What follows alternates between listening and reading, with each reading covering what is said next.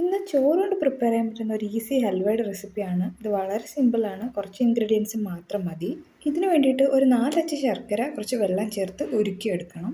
ഇനി ഒരു മിക്സിഡ് ജാറിലേക്ക് നമുക്ക് 2 കപ്പ് ചോറ്, അതേപോലെ 2 സ്പൂൺ മൈദ, വേണമെങ്കിൽ കോൺഫ്ലവർ ചേർക്കാം. ഇത് രണ്ടും ചേർത്തിട്ട് ഒരു 2 ഏലക്കയും ആവശ്യത്തിന് വെള്ളം ചേർത്ത് നന്നായിട്ട് അരച്ചെടുക്കുക.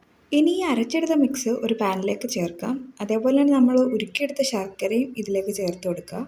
ഇനി ഇത് നന്നായിട്ട് മിക്സ് ചെയ്ത ശേഷം നമുക്ക് സ്റ്റൗ ഓൺ ചെയ്ത് അടുപ്പിലേക്ക് വെക്കാം. ഇനി ഇത് ലോ ഫ്ലെയിമിൽ നന്നായിട്ട് ഇളക്കി കൊടുത്ത് കുക്ക് ചെയ്യുക. ഈ മിക്സ് ഒന്ന് പകുതി കുറുകി വരുമ്പോഴത്തേക്ക് നമുക്ക് 1 സ്പൂൺ നെയ്യ് ചേർക്കാം. ഇത് പാനിൽ നിന്ന് വിട്ടു വരുന്ന ഒരു കൺസിസ്റ്റൻസിയിൽ എത്തുമ്പോഴത്തേക്ക് നമുക്ക് കുറച്ച് അണ്ടിപ്പരിപ്പ് ചേർത്ത് കൊടുക്കാം. അപ്പോൾ നമ്മുടെ ഹൽവ റെഡി ആയിട്ടുണ്ട്. ഇനി ഏത് പാത്രത്തിലാണോ നമ്മളിത് സെറ്റ് ചെയ്യുന്നത് ആ പാത്രത്തിൽ കുറച്ച് നെയ്യ് തടവിയ ശേഷം ഈ മിക്സ് അതിലേക്ക് മാറ്റാം. മിനിമം ഒരു 2 മണിക്കൂർ നമുക്ക് റൂം ടെമ്പറേച്ചറിൽ ഇത് റെസ്റ്റ് ചെയ്യാൻ വെക്കാം.